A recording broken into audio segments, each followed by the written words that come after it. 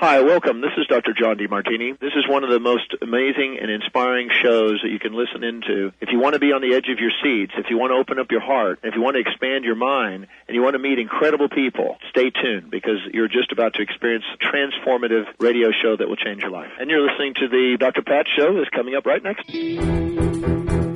Welcome to the Dr. Pat Show. Talk radio to thrive by. Powerful, inspiring, and coming to you live, bringing you stories of people like you and me, busting through and living life full out. Get ready to dare to wonder what your life would be like if you knew you could not fail.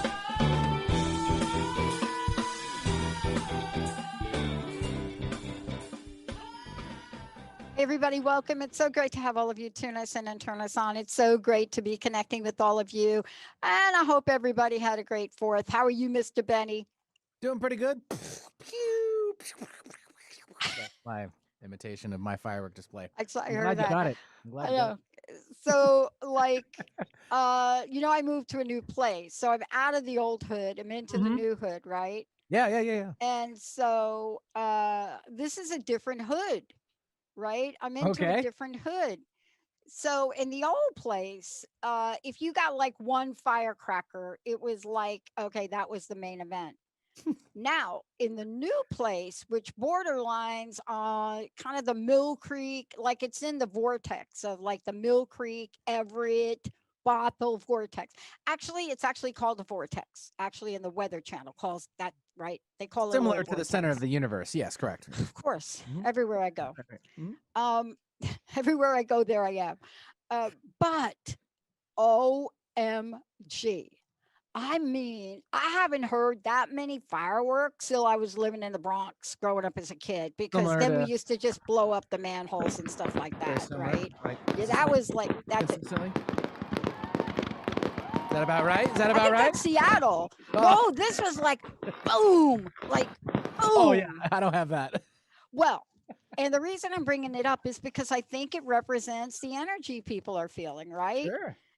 It's kind of this like, yeah, not supposed to do the fireworks because we're in the middle of a drought. But you know what? We think we're going to do them anyway because we think we're going to wait till after dark because then it's not so droughty. Yeah. And they can't catch us all, Pat, right? They can't catch us all. Could that be another way of thinking it? I don't want to put that out there. Did you get any fireworks where you were or no? We actually went to a neighborhood that had them. The house that I was at, it was a barbecue. They actually did not personally. They did last year, and they're like, we're taking a break from, purchases and so forth. We'll let the rest of the neighborhood do it, and I'm on board with that. Woo! I'll tell you, it reminded me of like Katy Perry 4th of July. Oh, yeah. That 4th of July. I like those fireworks. But you know what it brings up? Here's what it brings up. It's really interesting because I talked to Lee about this today. It brings up this fantasy, this idea. It brings up, shall I say, imagination. It taps in to this incredible world when you have an event like fireworks, right? Albeit the 4th of July, like July 4th, like what's that in the United States? That's like a day. And so when you have it, it represents something really interesting. But what it also represents is, and for me, Lee and I have one thing in common, Carl Jung. We probably have a bunch of other things in common, but like Carl Jung, right? I like grew up for years saying, would you be my father? So then, of course, that's some kind of psychological Freudian thing that we're not going to get into today. But what is it about looking at Dr. Carl Jung and Jungian depth psychology and thinking about the world we live in today, and what is it that has prepared Lee Adams and all of us for what we're about to step into? So today we're going to look at what Lee has done so far, and there's much more that Lee has done in A Visionary Guide to Lucid Dreaming. Why is this important? Why is working with dream states so important in the world we live in today? We're going to dig deep into that. But when we're in those states, what if we have symbols? What if there are things that just keep showing up for us? I mean, what in this world we're living in, for many of us, even if this giant firework bomb goes off and you wake up. What are you seeing? What are you hearing? You know, are you starting to see things that could help us, shape us, create the conscious reality of the world we live in today? You know, this is the body of work beyond this that Lee is doing. And today, by the way, fabulous book, everybody. We have 2 copies, Benny. Benny, get ready. 2 copies of A Visionary Guide to Lucid Dreaming, Methods for Working with Deep Dream State by my fabulous guest, my author, Lee Adams today.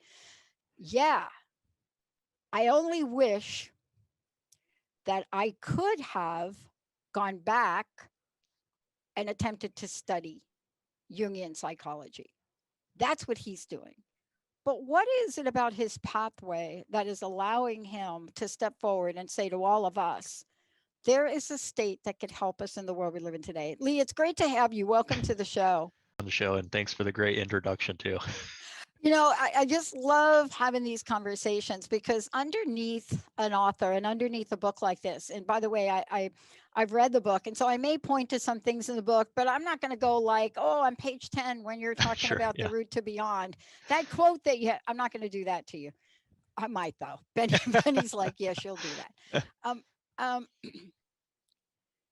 but one of the things that I really want to talk about, and I'm going to jump ahead in the book, is this repetitive nature of what we're seeing in symbols.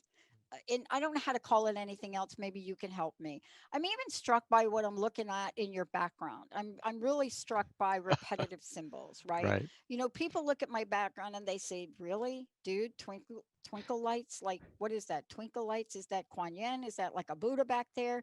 And what's that blue thing? Do you ever take the blue thing out of there?" No, I cannot take the blue thing out of there because the blue thing and the representation of what it means to me, I have no idea.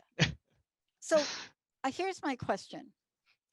What was it like becoming you and realizing that we need to understand more now than ever what is going on in our dreams in order for us to live in the world we're living in today?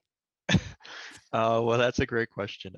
What makes me me? And yeah, so well, I've always been interested in dreams, and in dreams, symbols are constantly apparent, right? And so I think it's natural for me to say, what do these, symbols mean? What's the story here? What's trying to be told to me? Because, like you brought up a good point, is that oftentimes these symbols continually repeat themselves in dreams too. And so we're challenged with that, especially if it's sometimes a more aggressive, nightmarish type experience, or even the happy dreams, like if they're repeating, we kind of bring our attention to that and say, what's going on here? So for me, that's exactly what happened to me. I mean, I've had dream experiences that were very detailed, in depth, very story driven, and had these complex messages inside them, and I wanted to understand what they were. Um, and in our culture today, we don't generally look at symbols in the way that maybe ancient cultures did, and we don't really think of them as being important. And so in a way, it's like learning a new language. Um, you're going to, say, Japan, and you don't know the language or anything like that, and you're sitting down trying to order your meal, and you have symbols in front of you, letters, and things like that, and you also have the culture in front of you, and it's hard to communicate if you don't know the language, what you're trying to get. The person trying to take your order in this restaurant is, they want to know what you're trying to say, so they're actively trying to communicate to you as well. But you know in that instance, it's challenging. So um and for me, I'm still actively learning the language itself. And it's not something that's easy, because it's contrary to what we typically think of as language in our waking life, because our languages deal with our senses, right? Like our words and things like that. So a symbol, most of the time when we think of symbol, we think of just an image, right? Yeah. But that's not necessarily what I'm talking about. Like in dreams, you have images, but you also have auditory, sensations, and you also have emotional responses to those images. And all those things together is what I really call a symbol. It's more of like a total effect on you versus just the image itself. So, but yeah, it's a complex thing. So throughout my life, I had lucid dreams, and in a lucid dream state, it allows a individual to communicate with the dream environment in a different way than is typical. Yeah. Normally, it's a one-way conversation in a way. You have an experience, you wake up, and then you're like, oh, okay, I had a dream, and let me try to understand what that dream is. Um, where lucid dreaming comes into play is it allows you, the conscious you, to come into a dream state and then ask questions in a way that Yeah. typically you would do in waking reality. Yeah. And in doing so, the dream symbols can communicate back to you, and they can have a dialogue with you that is typically not there. Yeah. So in doing so, it allows you to understand symbols in a different way, to start learning that language, to kind of build a bridge in between. So um, yeah, that's where lucid dream kind of comes into play in the symbolism. Yeah. And I love what you're just talking about here for a minute, because let's get down to like the nitty gritty. Sure. Wasn't that like a nitty gritty dirt band? Was that like, oh my God, am I dating myself? Yeah, you're dating yourself Oh there. my, That one. oh boy, did we just do that? But in the book, I love the way you introduced this conversation about consciousness, because and I want to get right to this conversation we're going to have with dreams. You say, one of the things, we talk about with especially transcendental meditation is, first of all, to be conscious, you have to have three things. One, it must be able to observe, it must have observed itself, it must experience a process of observation. So basically, every aspect that you can possibly imagine in 100 million times times 15 of observation. This is in 3 bullet points. You either are it, watching it, or becoming it, Yeah, all at the same time. all So at the same time. so the interesting part about that is, and the main point that I was trying to really get to people, which probably is overlooked, you No, know, you did a good job. I uh, got it. okay, is Benny will that, tell you, if yeah, I get it, you did a pretty good job. It nice. takes me a few. Yeah, is the realization that in order to have consciousness, three things are required at the same time. So it's not like one piece evolved separately from the other and then it just happened to come together. It's actually three requirements at all times to exist at the same time for Mm-hmm. consciousness to exist. So in this sense, it's kind of a way to break people out of this cell they're in, and say, wow, what is consciousness? Because nothing that we know of actually requires that. Essentially, in order to have those three things, if they're accurate, exist at the same time, they always had to exist. And so in that sense, consciousness isn't something, the big consciousness, right? Not Mm-hmm. not your memories of yourself and what you ate this morning and things like that. That's not exactly what I'm talking about. I'm talking about the thing that actually is you, not just Yeah. your physical body, let's say, always had to exist throughout all time. So essentially, it follows the same rule as matter, right? Matter can't be created or destroyed, or energy can't be created or destroyed. It can be just transformed. So it's essentially equating it to that. Um, it requires three things at all times, and if any of those pieces are missing, then it would fall apart. It wouldn't exist. So it's a very complicated thing, Yeah. not something that I think that we can just recreate, What? Yeah. Okay, end of the interview. We're done. Benny, we were like, okay, he's gone.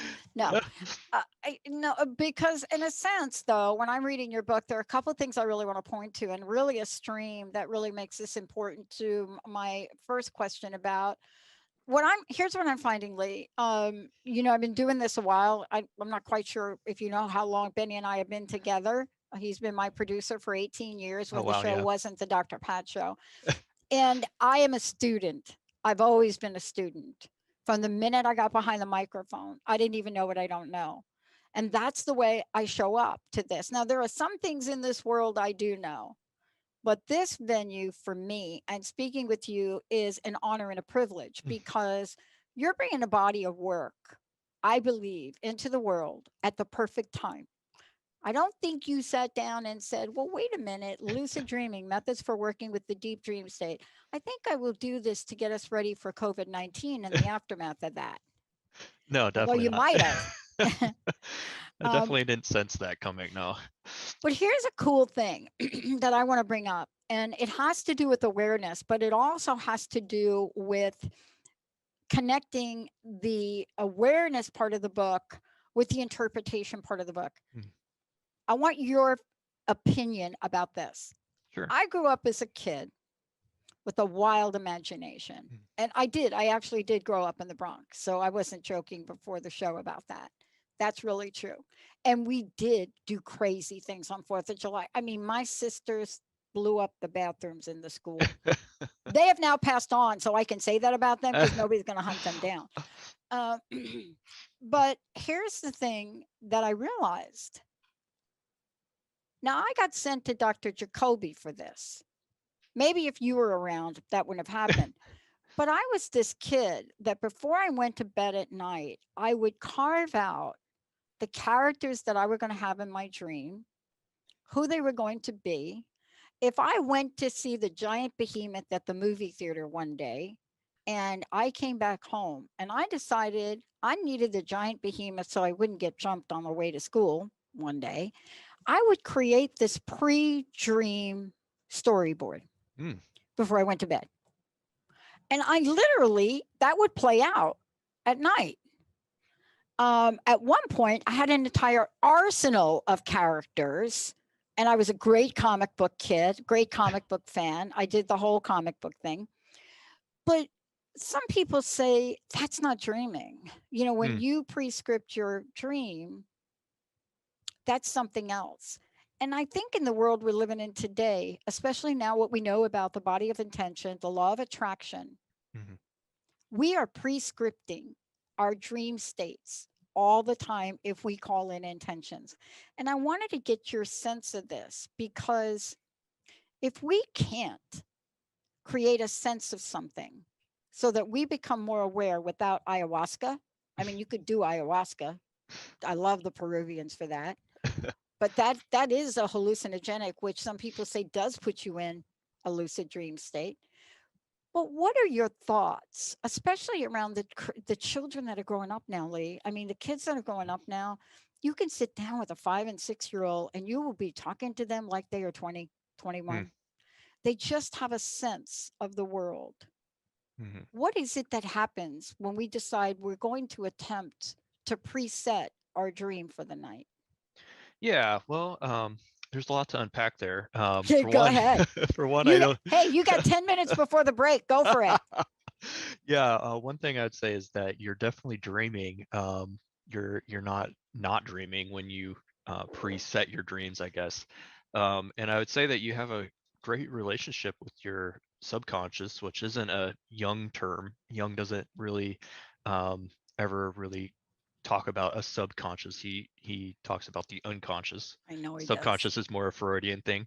I think But he's a closeted case on that, but we can save that for the break but I conversation. definitely support the subconscious priming thing. So yeah, I mean, what you're talking about is essentially magic, right? In the sense that you're priming your subconscious in order to have an experience, and we constantly do that all the time, even unknowingly or knowingly.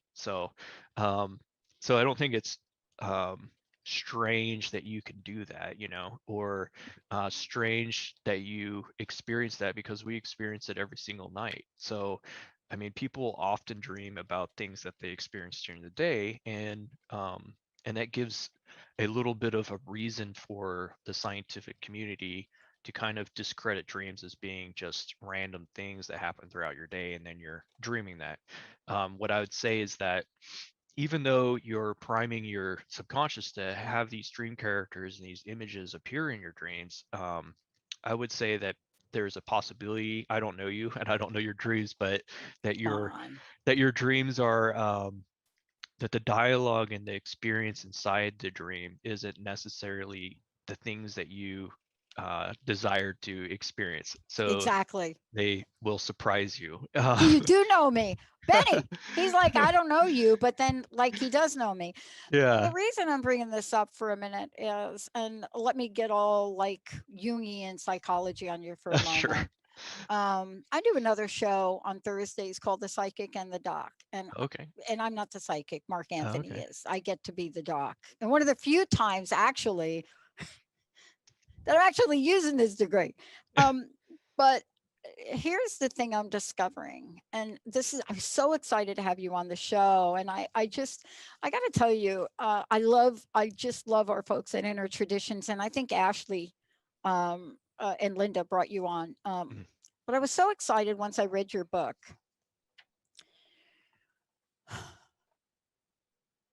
When I got to the chapter, Let's Get Lucid, I thought,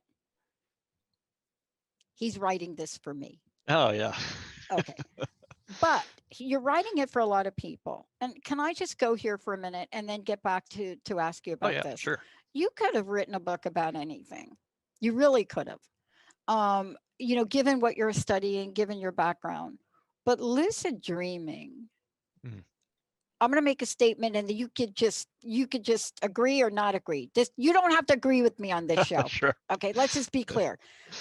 But lucid dreaming for me, and based on what I know about it, based on practicing, and certainly after reading your book, I'm really trying to practice more. It is to me this portal to a future I know that I want. Mm. Maybe my quantum partner is already existing in it, according to my friend Jean Houston. But lucid dreaming to me is this gateway, not to make life harder, but it's almost like an investigatory process where we get to find the clues. Mm. I want to ask you two parts to the question, one before the break. How close am I to your definition? And please correct the part that's not. Yeah. Well, You lucid could say it. Don't worry. I'm not going to take it personal. lucid dreaming is part of that. I mean, I keep it pretty simple in the Yeah. sense that lucid dreaming means having awareness in a dream. So any varying degree of awareness could be considered lucid. So you're in a dream and you say, "Oh, I'm dreaming."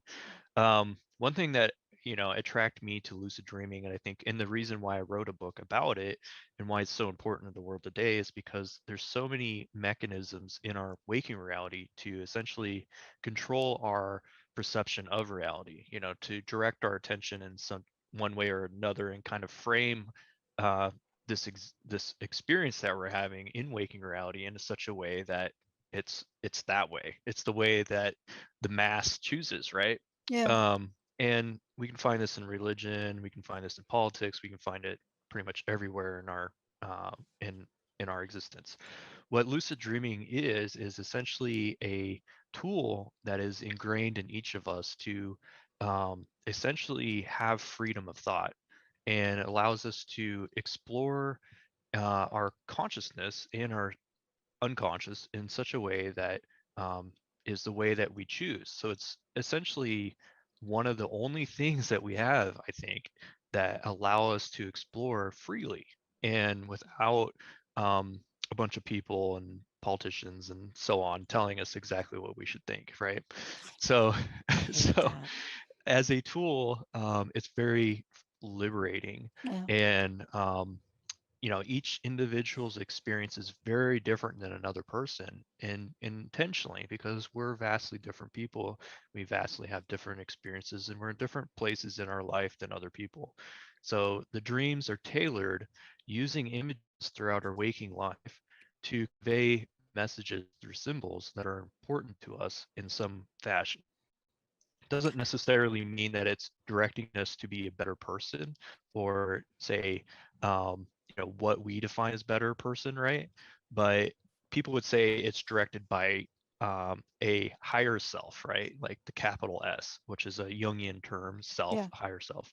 So that's what Jung would say, is it's directing towards us Yeah. in that way. And not just Jung, but occultists and many religious practitioners throughout the world, Yep.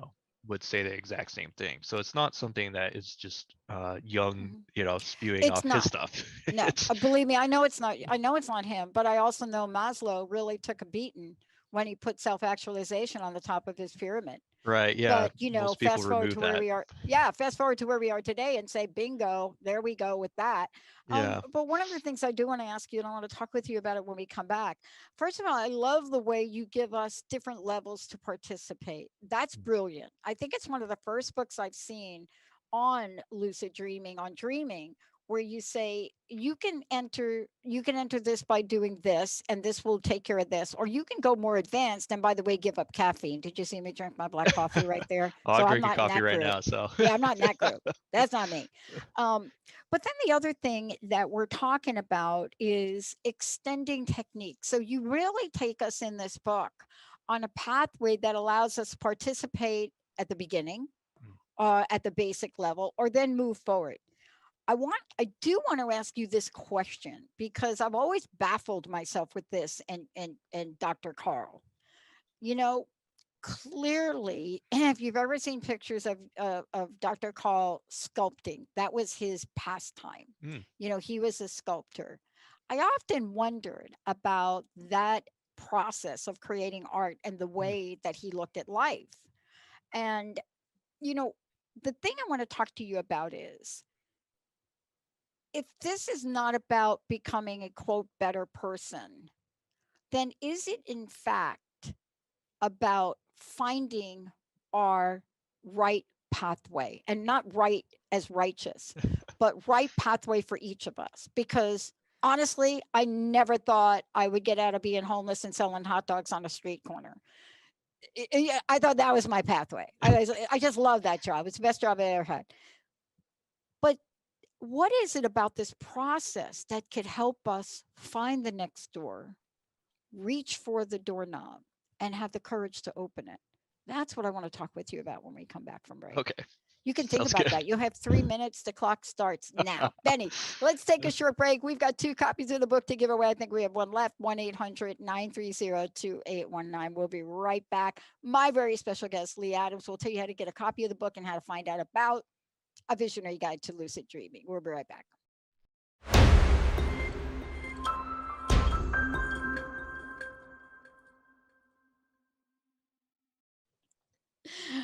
How many Tina Turners are there in the world? Raise your hand.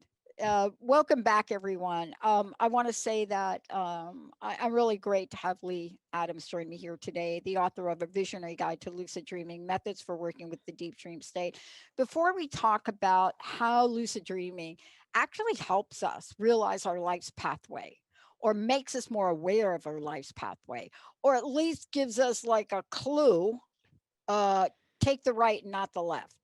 How do people find out about you, Lee? How do they get a copy of the book? Um, well, they can go to luciddreambook.com. That takes everybody to my website. But they can also search on Amazon or through Intertraditions and find my book through there. So, Okay. and they can contact me directly through my website as well, Yeah. which is tailleaders.com. But the luciddreambook.com takes you to the same website. I just made it easier because Yeah. my site's name is a little strange, I'd say. So, No, I think it's great that you did that. And what I want to say to everybody, if you want to start working with your dream and want to, want to coach today, you can also go to this website, and there, right there, you'll see dream coaching. Or right next to get the book, there's Green Dream Coaching, and there's a bunch of other things, especially the blog. Take a look at some of the blogs on here. Really interesting. And so you can go down to the lucid dreaming challenges. That's a good one too. But there's everything you want to know about Lee on here. If you're thinking, I need some more help.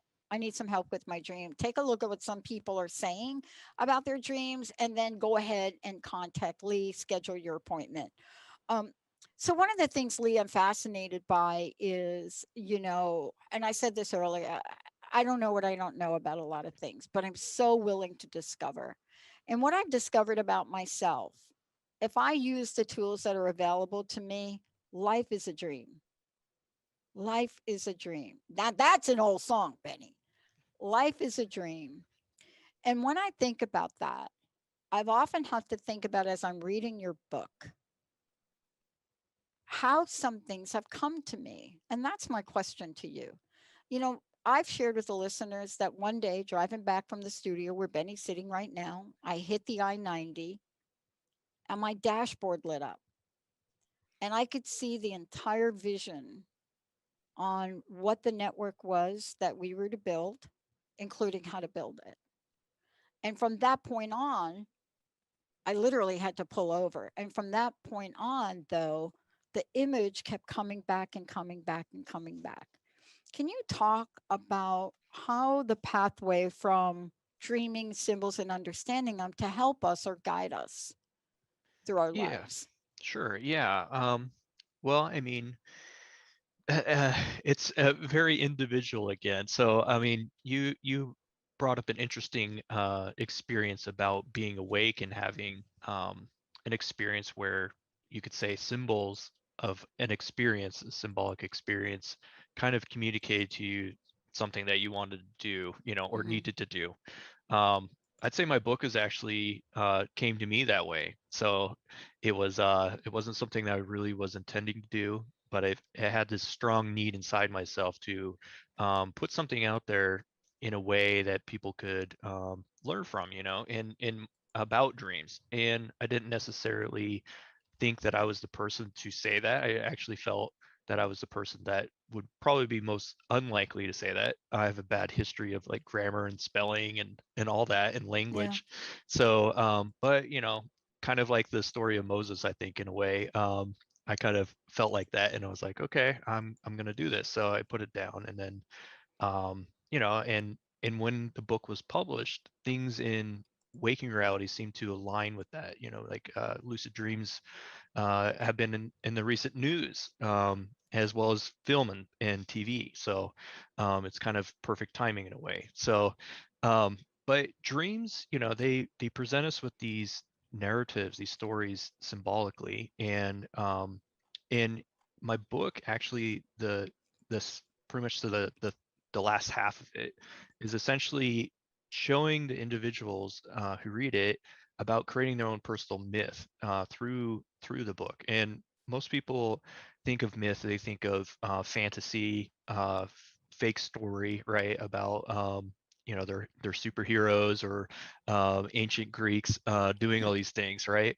But what they fail to realize is that these stories are not about the Greek gods; they're actually about themselves. And the people that Wow. wrote those stories were Mm. trying to convey that message to them, that these stories are actually about each individual going through these processes. They're normal processes that happen to us. And so I attribute most of my book to the hero's journey, which is Joseph Campbell's work. He essentially saw these myths throughout history and symbols, and he identified a pattern that takes place, and he really went into and described this pattern. So I kind of attribute dream experiences to the hero journey. Joseph Campbell was more talking about waking experiences, which would be kind of relatable to your experience, like where you interacted with something and then it would convey a message to you of something that you felt like you should do. Yeah. Um, and so I kind of turned it around and put it into a dream state because really, I don't think of dreams being a higher priority than waking reality. I think that you can interact through rituals and uh, like ritualistic type of practices and things like that to work with symbols. And but you can also do that in dream state. I'm an Mm. introvert, so I look internally for meaning, and so dreams are something that I align with. But an extrovert would probably project into reality their psychological workings and then work with that way. So what it's a hard thing to really describe, but essentially, how our brains work is that everything that we experience is internal, right? We take information and then we generate a picture of those things inside our mind, and that's how we relate to reality. The things that we experience in reality aren't necessarily the things that they are. They're representative the things that we see in our mind and experience in our mind are actually representative of the things in reality. They're not the things of the reality. So in that sense, it's how we see reality versus what reality is. And so in that sense, we can interact with reality in such a way that is very personal, has personal meaning to it, and also has a individual myth to it. So dreams obviously are the same way in the sense that we're kind of removed from external experiences, so much so that most of the images are generated internally. And in that sense, it's kind of more of a more clear picture of a mythic type experience, where it's symbolic.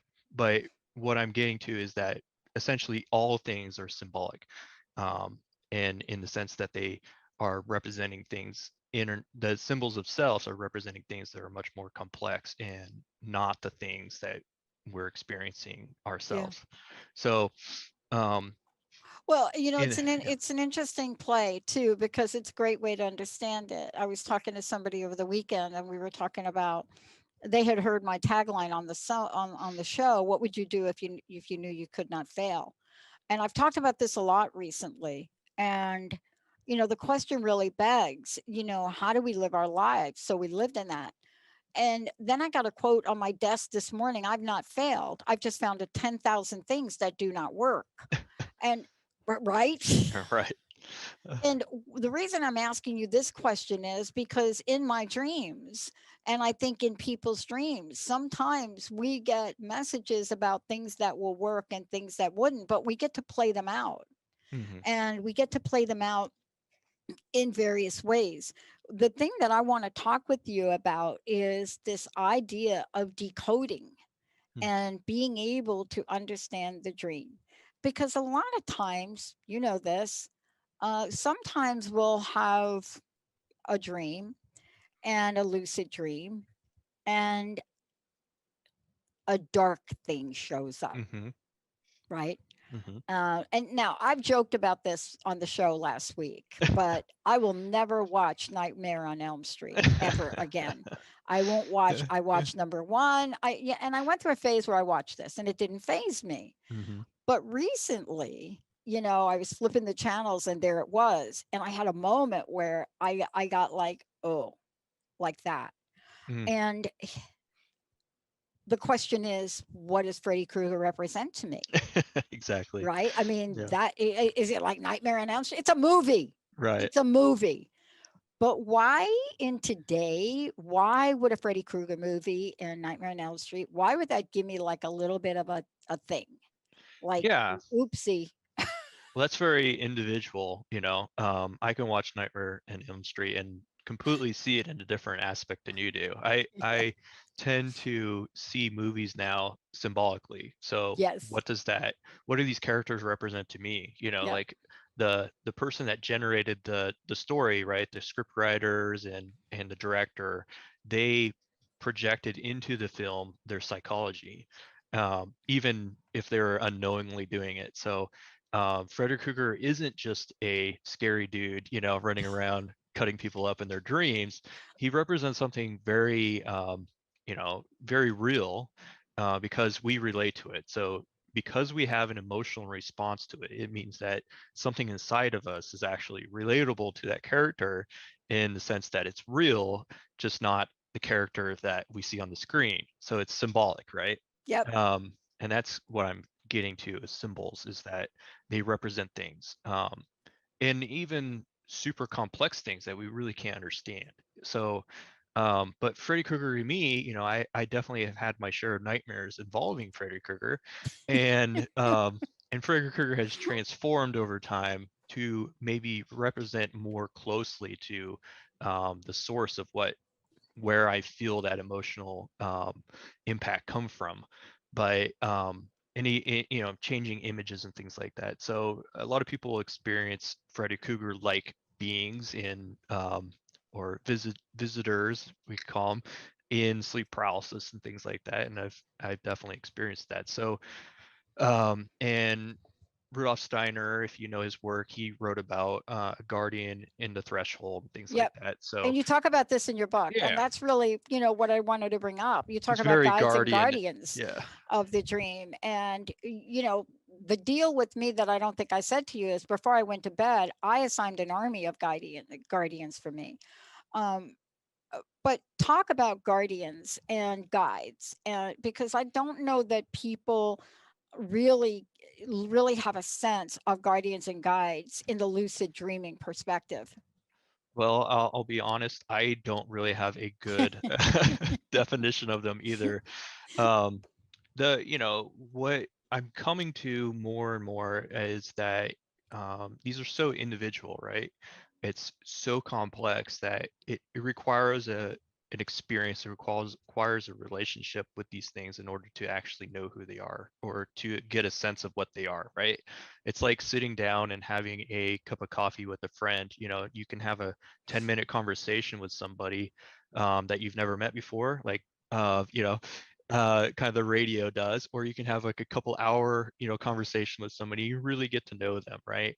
And what we're doing in dreams is we're kind of taking the content of dreams into waking reality, and we're trying to dissect it and put it into little boxes and say, oh, this is what that is, and this is what it's not. And I always go back to like the conversation with a friend. It would be very improper and also reductionist of me to say, oh, my friend is this or that, and put be like, oh, they said this word so many times, so therefore this word represents them, kind of thing, or whatever.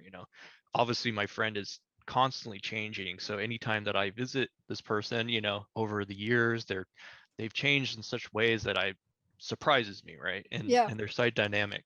So the same thing goes for dream content. My main goal is not so much to tell people what these things are and what these things aren't. It's instead to allow them to have an experience that is inside themselves, right? Like they have the tools and ability to do it. They just need to kind of practice some of those experiences so they can engage with those things themselves and really learn for themselves what they are and Mhm. aren't. Through my experiences, which are in the book, talking about guardians, things like that, they've been protectors. They've guided me in order to look at different parts of myself that I never really thought I could look at or I should look at, and really challenged me in those ways. And they've challenged me through fear, a lot of fear, also overcoming that fear and kind of at least working with it and to understand what that fear is. And even the scary ones, the ones that I felt were the worst, are actually the biggest teachers of mine if I really step back and look at it. And oftentimes, it's kind of uh, it's symbolically expressed in like the story of Job, where you encounter something and it's so terrifying and scary and destructive that you kind of just push it away and you never encounter it again because it's so traumatic. But what happens in that story is essentially the individual Job has an experience and then goes back and challenges it again. And so when you do that, the dream symbols, the characters kind of understand what you're doing. They're like, oh, okay, I challenged you and you kind of came back at me and said, so what? Then the real content comes out, Yeah. because that was the initial phase to see if you would actually have the gumption to come back and actually face the things that you're terrified of, like the Yeah. Freddy Cougar. And Yeah. that's what the characters do in Freddy Cougar too, is they one of the characters is no longer terrified, of Freddy Krueger and is like, hey, you do whatever Well, you she's want. the heroine. Right. And Yeah, it took I think they away. brought her back for Nightmare Part 2. I don't remember, Right. but yeah, she's the But the heroine, right? yeah, and the theme is over and over again in Nightmare on Elm Street. Like every every movie, Every it's one like is the same. it's the same exact story where the person is faced with Freddy Krueger and they're like, I'm not gonna have it anymore. And then Freddy Krueger's like, oh my gosh, this person isn't doing what I expected them to do. Yep. I've lost my power, and then they're they have That, nothing anymore. So we can see this theme in so many different movies, right? And when the power is taken away, the person just falls apart. It's the same thing with Yeah. like Lord of the Rings, where you know, the ring is destroyed and the power just falls out. You know, they disintegrate into nothing. So, but before, you know, they're this super powerful being that can't be destroyed, and everyone's terrified of it. You know, but something so simple as a ring, you know, is where their power lays. So, And you know, this is really part of what you're talking about too, and I can't remember where it is, but you know, we're talking about hidden gateways too. We're mm, talking about the mind. We're talking about, you don't say this in the book, but I'm always fascinated by how little of our brain we're actually using, and you know, whether or not I believe that the rest of the brain will get used in the complete esoteric realm. You know, that's like my dream for that. But the symbolism in the world we're living in today and how much of it we hang on to and seeing symbols is so much a part of our life and so much a part of your work and book. mm-hmm, And yet at the sometimes we don't really know that we're seeing a symbol. Let me mm-hmm, give you an example. um Anytime we find a penny, and this is kind of like, if we find a penny, if Linda and I find a penny in the weirdest places, there's the penny. Why would we be looking down? There is the penny and it's heads up. Symbolically, we both look at each other and we say, that's Joan, Linda's mom, mm, who passed. So, and then we always follow it up by, I wonder what Joan's trying to tell us. Now that's a strange thing because, you know, in a sense, we have this penny as a symbol that we relate to Joan, somebody that is of an incredible mentorship and wisdom for Linda and I. And then we ask, what is, I wonder what Joan's trying to tell us. mm, So, you know, when we find these symbols and we become aware of them, the next thing is, what do I do with them, Lee? mm. Well, you know, the depth psychologists don't necessarily agree with me on this one, but I tend to think that this is a rational conclusion to what symbols actually are. And in the sense that symbols are everything. Everything you possibly could ever experience is symbolically, it's symbolically representing something, right? Yeah. So, you know, I see you, this obviously is not who you really are, you know, like a screen. You're not my monitor. So I'm symbolically representing something that's infinitely deep, right? You would take a lifetime to know, probably multiple lifetimes to know, because you're constantly changing. And so it's symbolic, right? But say yesterday I was driving, and I was looking at license plates, and one license plate kind of jumped out to me, right? And I sat there and I looked at the license plate and I said, why is this license plate jumping out to me? So say everything comes into my mind, you know, I kind of talked about this before, and everything's say everything is equal, right? Then why did my mind pick out this license plate out of all the other license plate? Well, it has some type of important meaning to me, right? Because it jumped out. It's much more meaningful than the other ones. So what does it have to say? So even if you don't really believe in a spiritual realm or anything like that, you could talk in psychological terms, and psychologically, it would mean that this license plate has something internally, psychologically, to tell me. So it's communicating symbolically, not the license plate itself as a physical object, but the mind and how it interacts with the images that I'm seeing and how it's represented from the license plate. That has some type of symbolic meaning to me. So in a lot of ways, it's like a language, like I kind of expressed before.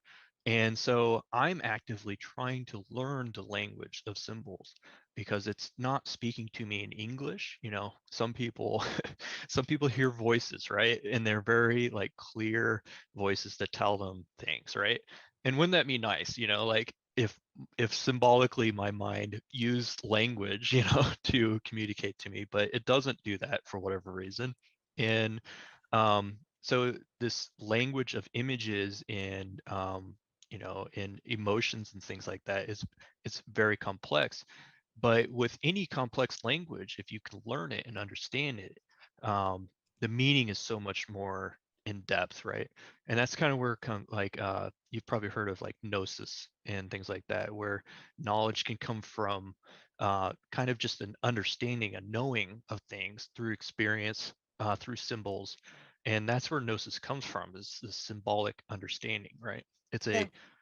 I would like to think of it as a very complex language that most of us have never interacted with in consciously, Yep. and that it's a forgotten language that is essentially the building foundation of all languages and ourselves. Yeah. So it's absolutely essential, I think, that people learn symbolic language.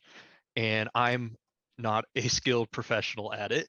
I'm an individual that says, hey, like if you have a dream and you come to me and you ask me questions about my dream, I say, well, what does that mean to you? Because the language is actually written in such a way that it's about you. It's about your experiences, not so much mine. We can relate in some images, and that's where Jung came up with the idea of like universal images, because universally we're kind of built the same way, right? We have a pattern in our body structures and our brain structures and how we interact with reality, that certain images come out to be more impactful than Yeah. others. So for instance, like the Ouroboros is a very impactful image of mine. I have like a picture on my chair about the Yeah. snake eating its tail. And so it's been something that's very impactful through my entire life. And I've seen that Ouroboros come up in many different things. And Yeah. also it's kind of directed me to learn different things Yeah. about that image. So like And I Arrival. think one of the things that we're talking about here, and we're really, we've got about 30 seconds left. What we're talking about here is first and foremost, you really bring the importance of this to the forefront. And if the first step is awareness, it's something all of us can do. I mean, what would be the odds that I'm going through boxes in my garage and I come across a box and I find some very sacred material that I had put away over a decade ago? And one of them is a rattlesnake Mm, skin mm. that honestly I didn't know existed. So all of a sudden now I have the symbol of that is imprinted and it won't go away. And I think what you're saying, and especially in the book as the way you guide us through it, you're asking us, one, if we become more aware, and then if we can understand the process of lucid dreaming, then we move through, as you say, this is a visionary guidebook. This is where you're talking about everything from dreams to lucid dreams to really stepping into the world of symbolism.